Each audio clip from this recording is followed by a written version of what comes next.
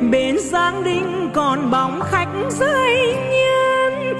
Đi xa quê mà lòng vương vấn mãi, không gian xưa mà sao thấy thật gần.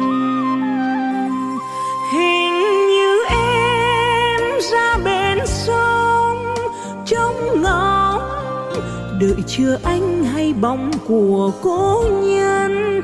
Em nhớ thương lòng cồn cao dậy sóng, sao người xưa theo năm tháng xa dần.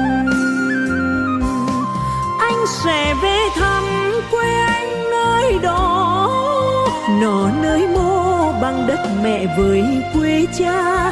Anh sẽ về với hang ca ruộng lúa, vui vời cánh diêu hòa tiếng sáo ngân nga, vui vời cánh diêu hòa tiếng sáo